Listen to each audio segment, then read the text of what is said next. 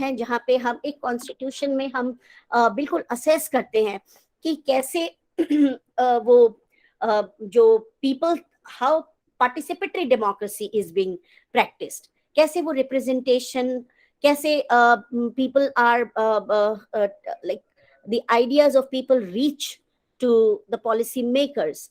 सो ये बहुत मैटर करता है कि उनके हित में क्या रूल्स बन रहे हैं, क्या लॉज आ रहे हैं इन इफेक्ट, क्या शायद पेपर वर्क हो रहा है. तो दीज चीजें, these things are there which matter for a constitutional democracy. कहीं ना कहीं डायरेक्ट और इनडायरेक्ट लिंक है रूल ऑफ लॉ से. Now you can see another institutional handicap, like judicial delays in our country. Suppose there is a person in custody, police custody और judicial custody. कई बार ऐसा होता है कि आप देखते हैं कि in the name of being into police custody or judicial custody, till the time the victim or the person is suspected, just arrested, but till the time the person is in custody, the judicial delays take so much time. Perhaps the time goes away for the real judgment to come. तब तक इंसान खुद ही वो इतना सजा भुगत लेता है उस पुलिस कस्टडी में और जुडिशियल कस्टडी में कि जुडिशियल डिले इतना लंबा हो जाता है कि उसके लिए वो जो डिक्टम जो जो वर्डिक्ट आना होता है उसके लाइफ में उसको खुद ही मिल जाता है. मींस इतना डिले होने से इंडिविजुअल खुद ही सफर करता है. तो फिर वो भी एक अनजस्ट एग्जाम्पल है रूल ऑफ लॉ का जो नहीं प्रैक्टिस हो रहा है. एंड यहाँ पे law makers are being blamed as agencies of state. Somewhere our government or those who are in power in the state, they are responsible. These are the state, these are the actors. So actors and players wala role यहाँ पे है. तो state actors and non-state actors, their role play very important. Suppose state actors are being they are being arbitrary, so it's a responsibility also for the civil society. It's also the role of non-actors to raise the voices to counter against the misuse of the aberration of constitutional provisions. कहीं ना कहीं constitutional provision जो कि right to life and property and arbitrary arrest जो होते हैं article 20-21 में आप देखते हैं कॉन्स्टिट्यूशन के. सो कहीं ना कहीं जो रूल ऑफ लॉ है ब्रेक होता है.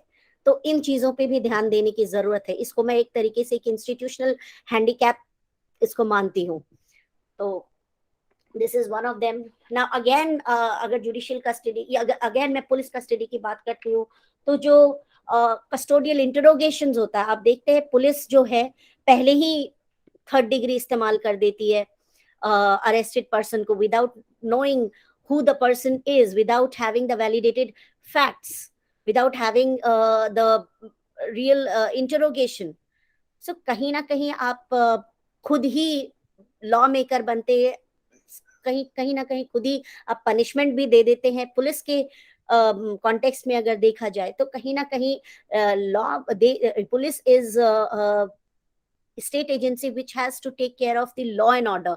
कई बार हमारे समाज में आप देखते हैं लॉ एंड ऑर्डर को मेंटेन करने का जो स्टेट लिस्ट में पुलिस का रोल है वो सिर्फ एक लिमिटेड दायरे में है. पुलिस को उतना ही करना है जो एक इन्वेस्टिगेटिंग ऑफिसर की तरह, एक कस्टोडियन की तरह, सो दैट सिटीजन्स को उतना ही मतलब हैंडल करना है पुलिस को. बट नहीं, वो during the interrogation it tries to be even torturous, it tries to be even more heinous. So somewhere human rights are also violated. तो कहीं ना कहीं rule of law is being violated, आपके constitutional provisions को hamper करता है. तो ये this is another institutional handicap. See another aspect is there are culture of violence. हमारे सोसाइटी में कल्चर ऑफ वायलेंस जो है, specially in democratic societies, you must be noticing that the lot of, since India is one of the largest populated country of the world, like second largest populated country. So tussle between the different interests, different resources of society definitely occurs here. For every petty issues, there is a culture of violence, very easily agitated. Agitation starts over any resource which is not accessible to general mass. आप देखेंगे वो एक हिंसक जो मानसिकता है वो developing societies में बहुत ज्यादा है, और वो कहीं ना कहीं कल्चर ऑफ वायलेंस को प्रमोट करता है. तो कल्चर ऑफ वायलेंस जो है वो कहीं ना कहीं आपके आप एक्सपीरियंस करते हैं किसी ना किसी फॉर्म में. जहाँ कॉन्स्टिट्यूशन की बात आती है तो वो इन प्रैक्टिस नहीं होता है. On face things are different, off face things are different. So ये जो पूरा आपका सिस्टम है वो कहीं ना कहीं डेवलपिंग सोसाइटीज में, डेवलप्ड सोसाइटी में वो कंपैरिजन जब करते हैं तो वो फिट नहीं बैठता है. लेकिन डेवलपिंग सोसाइटीज में why is it that so much of psychological differences occur, why is there so much of lack of resources, why. So you have to think over these issues की क्यों constitutional democracy. ऐसा तो नहीं है कि सिर्फ India में ही constitutional democracy है, in other parts of the world also there is constitutional democracy, except few like UK and Ireland and few countries where they do not have that proper made constitution, like written in a written form. Or so in but in our country and USA and most of the countries, they have constitutional democracies. So उन countries में और हमारे countries में फिर ऐसा क्या different है? That is a point which we have to think. क्यों ऐसा है कि constitutional democracy में rule of law is being little inactive. It's playing a very minimal role as a tool in upholding that constitutional values. So these are some of the ideas that I think they are hampering the concept of rule of law. Rule of law should not just be an ideal. वो एक principle नहीं है. Rule of law is not a principle, it's just an idea, it's just a principle, it's just a way to practice our constitutional democracy. ये एक practice करने का tool है, so that it is able to establish a sound democracy, a sound youth, a sound social and political life. It should guarantee a legal culture, a strong legal culture of our country. So somewhere we are facing a very complex nature of rule of law, though it is there into existence, but somewhere कहीं ना कहीं existence के होने के बावजूद भी वो दिखता नहीं है, नेग्लिजेंट है. सो रूल ऑफ लॉ को हमें एक ह्यूमनिस्टिक अप्रोच की जरूरत है. That solution that I find is there is definitely a need of humanistic approach, developing humanistic approach towards strengthening our concept of rule of law. और वो rule of law को basically आप again institutional handicaps जो मैंने discuss किया उनको अगर थोड़ा रिवाइज किया जाए, उनको थोड़ा करेक्ट किया जाए, लाइक करेक्टिंग मैकेनिज्म्स की बहुत जरूरत है, इंस्टीट्यूशनल करेक्टिंग मैकेनिज्म्स की जरूरत है, जिससे कि रूल ऑफ लॉ स्ट्रांग होगा. स्ट्रांग पॉलिसी मेकिंग की जरूरत है. हमारे कंट्री में बहुत सारे ऐसे रिफॉर्म्स हैं जो आज तक नहीं हुए हैं, लाइक पुलिस रिफॉर्म्स नहीं हुआ है. इनफैक्ट बहुत सारे प्लेसेस हैं जहाँ लैंड रिफॉर्म्स जो हैं वो अभी भी साउंड नहीं है, नहीं ही हुए हैं. तो बहुत सारे जगह है जहाँ सोशल जस्टिस नहीं हो पाया है. तो रूल ऑफ लॉ को मैं इन पर्सपेक्टिव से एनालाइज कर रही हूँ, क्योंकि जब कॉन्स्टिट्यूशनल डेमोक्रेसी की बात आती है तो it has various angles to look at. सिर्फ एक लीगल डॉक्यूमेंट में या कोर्ट रूम में हम रूल ऑफ लॉ को नहीं देखते हैं. We see rule of law outside the court room, outside the constitution, outside the legal books. Rule book में सिर्फ रूल्स नहीं देखते हैं. It has to be practice within ourselves and of course in the overall society. So with this note, I feel there has to be a humanistic approach towards establishing rule of law. And thanks a lot. I wind up my talk and I request if you have any query, please move ahead. Thank you so much, ma'am. इसी talk के बीच में हमने देखा sir कि हमारे बीच आदरणीय professor Arun Kumar sir जुड़ चुके थे। सर आप हैं वेबिनार में? देख नहीं पा रहा हूँ। अगर आप हों तो आप अपने जो वैल्यूएबल शब्द हमसे शेयर करें और डॉक्टर श्वेता से इंटरेक्ट करें सर, और फिर इसी प्रोसेस में जो है हम इस वेबिनार के कार्यक्रम को आगे बढ़ाएंगे। Professor Arun sir.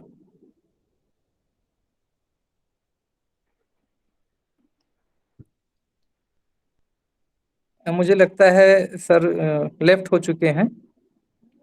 आदरणीय एसएनपी सर, आपसे निवेदन है कि आप अपनी कोई बात रखना चाहते हैं, कुछ हम लोगों से शेयर करना चाहते हैं। संवैधानिक लोकतंत्र के दायरे में जब हम कानून के शासन की बात करते हैं तो उस पर जो आज की स्पीकर हैं डॉक्टर श्वेता शर्मा जी, उनका बहुत ही अच्छा व्याख्यान रहा, सारगर्भित व्याख्यान रहा। पॉलिटिकल डिस्कोर्स में हम जनरली रूल ऑफ लॉ की बात जो करते हैं वो पॉलिटिकल डिस्कोर्स और लीगल डिस्कोर्स तक सीमित रह जाता है। और मैम ने याद दिलाया हम लोगों की कि बाबा साहब भीमराव अंबेडकर का जो सपना था सोशल जस्टिस सोसाइटी में स्टेब्लिश होना चाहिए, वो किसी भी स्टेट में वो पर्पस होता है। Society, we need an orderly society and which should be based on social justice. तो उसके लिए rule of law first mechanism होता है जिसके थ्रू हम डेमोक्रेसी को ले आते हैं, या फिर जो डेमोक्रेसी को एक पॉलिटिकल सिस्टम के रूप में जब अडॉप्ट करते हैं या सिस्टम ऑफ गवर्नेंस के रूप में अडॉप्ट करते हैं, तो रूल ऑफ लॉ और कॉन्स्टिट्यूशनल डेमोक्रेसी का यही उद्देश्य ही होता है कि एक just and orderly society establish करना। तो इन सारे फ्रेमवर्क को रखते हुए मैम ने उसकी जो खूबियां हैं रूल ऑफ लॉ की, क्योंकि लॉ जो है वो कहा जाता है कि it is a command of sovereign, और हम लोग इंडिया में कहते हैं कि we the people of India.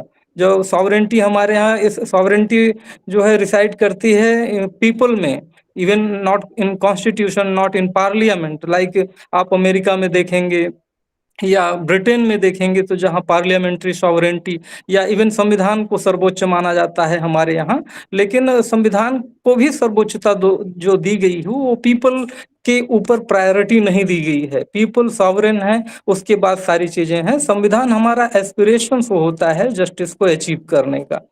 तो इन सारे फ्रेमवर्क को मैम ने बहुत अच्छे से समझा। Thank you so much ma'am for giving this very insightful talk.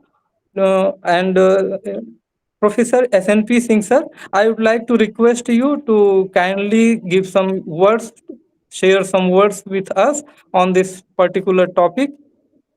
Professor SNP Thank Singh sir. you. Thank you, Amar Shukla ji, and thank you, Shweta Sharma ji. It was a brilliant talk by Shweta Sharma, and now we are seeing they are the rising star of Bihar academics, and such a talk is beneficial for our postgraduate students, research scholars, and undergraduate students and citizens like us. Madam, whatever you have said in that framework, can you cite one relevant example of today's society in which rule of law has been broken, one, and rule of law has been honored? One example each to Yes. understand pragmatically. Yes, sir. I have. Thanks for your appreciation, sir. In my talk itself, I did mention, but again, I would reiterate it, sir. जैसा कि बहुत distinctly, बहुत ही ज्यादा focused अगर मेरा approach जो है, अगर मैं देखती हूँ तो मैं पुलिस मेंटालिटी को थोड़ा ऑब्जर्व कर रही हूँ, क्योंकि मेरा थीसिस भी उससे रिलेटेड है। तो कहीं ना कहीं मैं उस मेंटालिटी को असेस करती हूँ जहां मुझे लगता है कि रूल ऑफ लॉ बिल्कुल ही नहीं फॉलो होता है सर। कि जो पुलिस कल्चर है, जो एक लॉ एंड ऑर्डर का प्रिजर्वर है, जिसको कंट्रोल, जिसको देखना है लॉ एंड ऑर्डर सिस्टम को, वो थोड़ा मतलब सर, आप चाहे पुलिस कस्टडी की बात कर ले या इन जनरल भी सर, पुलिस का जो बिहेवियर होता है, जो एटीट्यूड होता है, वो कहीं ना कहीं खुद में ही अपने आप को वो लॉ मेकर रूल पनिशमेंट खुद ही पुलिस दे देती है जनरल मास को। वो हाँ, खुद ही very जो कस्टडी में सस्पेक्टेड होते हैं उनको खुद ही वो कई बार सर अभी रिसेंटली मतलब पुलिस एनकाउंटर्स, हम I can not name few examples, police encounter के नाम पर कई बार सर ऐसा हुआ है हमारे देश में कि कहीं ना कहीं जजमेंट्स आर गिवन.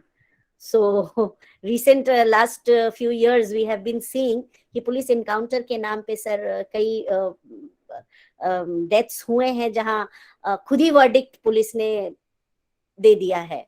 हाँ, तो very good. Thank you madam. है सर. और जहां तक आप एस्टैब्लिशमेंट की बात करते हैं, रूल ऑफ लॉ की सर बात, तो rule of law definitely sir हमारे कंट्री का जो अभी रिसेंट की आप बात करें सर, तो there are coming our government is coming up with such certain plans. जैसे कि क्राइम कंट्रोल की ही बात करते हैं तो सर बहुत अच्छी बात है सर, जो ट्रांसपेरेंसी एक आ रही है, स्मार्ट पुलिसिंग की बात करते हैं, या फिर जो हर सेक्टर में, गवर्नमेंट के हर सेक्टर में नोटिस कर रहे हैं सर कि एक ट्रांसपेरेंट लेवल जो डिजिटल इंडिया के थ्रू जो एक चैनलाइज हो रहा है हमारा देश, उसमें कहीं ना कहीं ड्रॉबैक्स भी हैं सर, लेकिन कहीं ना कहीं ये डिजिटल इंडिया के थ्रू एक ट्रांसपेरेंसी आ रही है और बहुत ज्यादा पेपर वर्क थोड़ा कम होगा. और डिजिटल इंडिया से क्या होता है कि डेटा जो है वो स्टोर होता है सर, तो कहीं भी कोई भी रिकॉर्ड जो है वो मेंटेन होता है, और अगर कोई किसी के साथ भी कुछ गलत होता है सर तो वो कहीं ना कहीं वो रिकॉर्ड बनता है. तो मुझे लगता है एक रूल ऑफ लॉ को स्टैब्लिश करने का एक तरीका, इनडायरेक्ट तरीका है डिजिटल इंडिया का, मुझे लगता है सर. वाह, वेरी गुड. हम हमारे स्क्रीन पर किसलय कुमार जी दिखाई पड़ रहे हैं. I would like to request Amar Shukla ji to ask mister Kislay Kumar to say few words on the okay relevant topic. Okay sir, thank you sir. आदरणीय किसले जी नमस्कार, आपका स्वागत है इसमें कार्यक्रम में, वेबिनार में. और कृपया आप अपनी बात साझा करें हम सभी लोगों से. मैडम से आपके अगर कोई प्रश्न है तो आप अपने प्रश्न रखें. Kindly unmute yourself and ask few words. Kisle ji आप सुन पा रहे हैं तो अनम्यूट कर लीजिए, आप अपने विचार हमसे साझा कीजिए.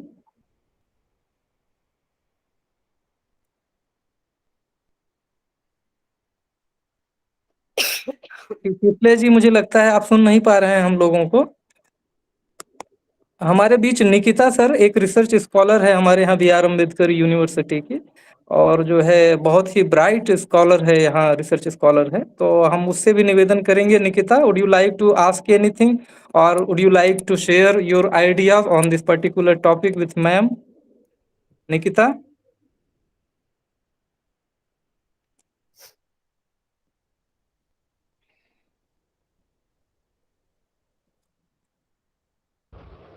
Sir good evening. मेरी आवाज आ रही है? यस यस आ रही है. Sir I have a question. Yes please ask.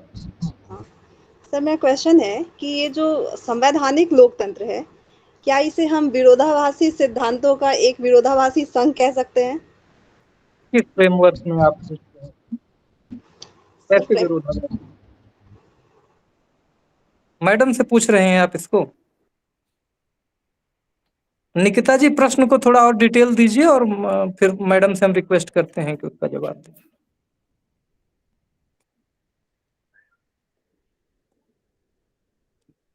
Ma'am मुझे लगता है प्रश्न आप समझ गई होंगी. वो कह रहे हैं कॉन्ट्राडिक्टरी अप्रोच है इसको, जो कॉन्स्टिट्यूशनल डेमोक्रेसी कह रहे हैं इंडिया को. अगर मेरी आवाज आ रही है? जी जी निकिता जी प्लीज आप जी सर. जी सर. और कोई? प्रश्न को थोड़ा डिटेल में निकिता अपने रखो. I got her question. वो basically वो she's trying to establish the point. You have a doubt about it, or you are yourself asserting this? Sir hello. अच्छा. Okay ma'am. I got it. वो ये जानना चाह रही है कि क्या रूल ऑफ लॉ और कॉन्स्टिट्यूशनल डेमोक्रेसी के बीच में कोई सामंजस्य हो पा रहा है या नहीं. Basically her question is that. तो जैसा कि मैंने कहा था अपने टॉक में ही कि बिल्कुल यहाँ पे कॉन्स्टिट्यूशनल डेमोक्रेसी जो है उसको एक मैकेनिज्म, जो रूल ऑफ लॉ है एक टूल है जिससे कि वो अपहेल्ड होता है, जिससे कि वो मेंटेन होता है कॉन्स्टिट्यूशन। कॉन्स्टिट्यूशन के बहुत सारे छोटे छोटे पिलर्स हैं जिसके थ्रू आप बिल्कुल प्रियम्बल में देखती हैं ना, आपके जो उसमें मेंशन्ड है इक्वालिटी, जस्टिस, राइट, आप देखते हो ना, तो उसी तरीके से रूल ऑफ लॉ जो है वो एक आइडिया की तरह, एक मैकेनिज्म की तरह उसको अपलिफ्ट करता है, कॉन्स्टिट्यूशनल वैल्यूज को, संविधान को। लेकिन डेमोक्रेसी में क्या है कि जब हम डेमोक्रेसी की बात करते हैं तो सॉवरेन है डेमोक्रेसी हमारा, और हम कॉन्स्टिट्यूशनल डेमोक्रेसी में देखते हैं कि रूल ऑफ लॉ कहीं ना कहीं, अगर जो रूल लॉ मेकर्स हैं हमारे हमारे कंट्री में, अगर सोशल जस्टिस सेटिस्फाई नहीं हो पा रहा है, अगर डिफरेंसेस लोगों के बीच में जस्टिस नहीं मिल पा रही है लोगों को, कहीं ना कहीं इंस्टीट्यूशनल लेवल पे प्रॉब्लम है, तो डेफिनेटली विरोधाभास तो वो हो ही रहा है ना। रूल ऑफ लॉ और कॉन्स्टिट्यूशन एक दूसरे के पैरेलल्स में नहीं आ रहे हैं, कॉन्ट्रडिक्शन है बिल्कुल। तो उसी को मतलब आपको हटाने के लिए मैंने कहा था ह्यूमनिस्टिक अप्रोच की जरूरत है, जहाँ पे व्यवहारिक और अप्रोच चाहिए, जिसको humanistic, it's like value laden human approach जो होना चाहिए, कि it has to be considerate, कि सिर्फ वो एक लॉ बुक में ना देखा जाए, ताकि it has to be considered people friendly, people laws जो ऐसे बने जो सिर्फ एक legal chunk of books and chunk of papers नहीं होने चाहिए। You getting my point? ये कॉन्स्टिट्यूशन को सपोर्ट करने के लिए रूल ऑफ लॉ को भी उतना ही इफेक्टिव होना चाहिए, क्योंकि हम कहते हैं ना, means to end has to be very ethical.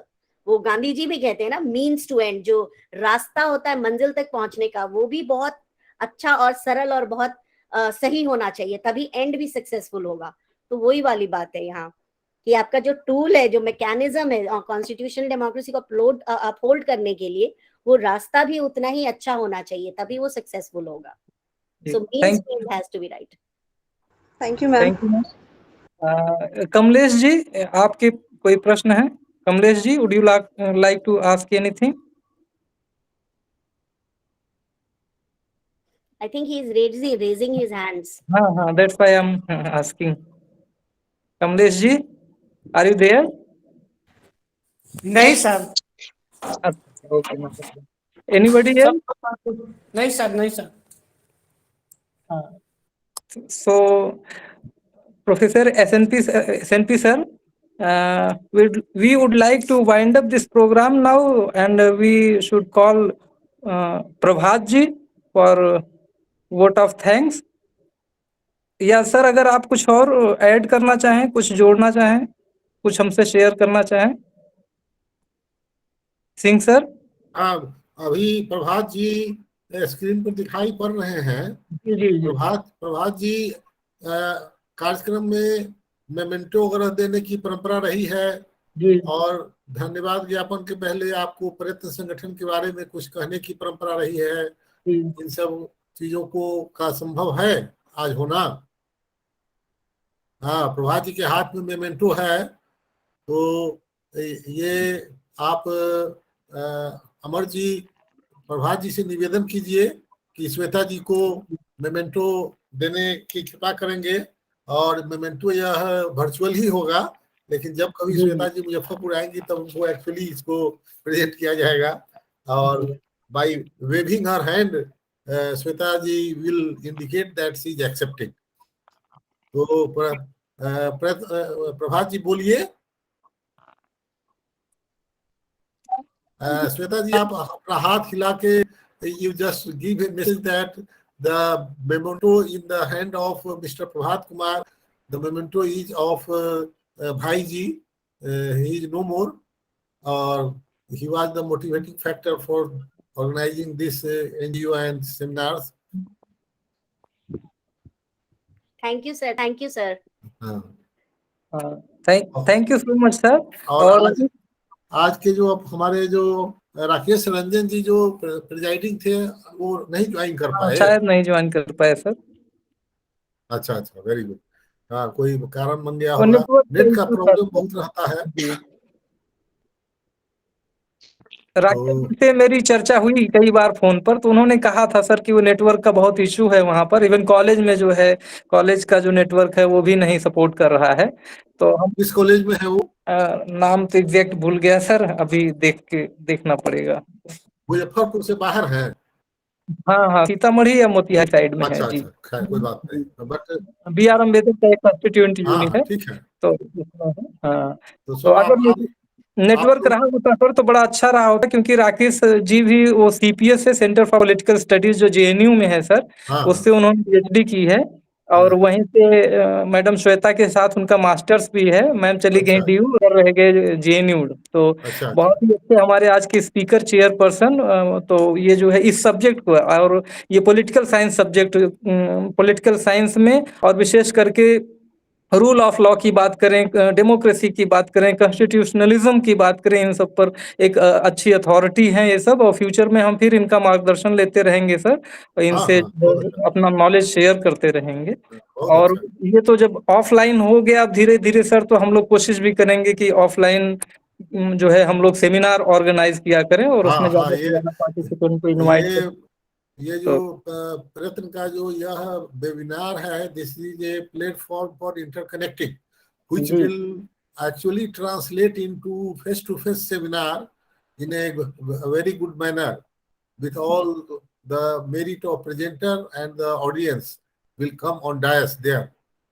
तो ये बहुत अच्छा रहा।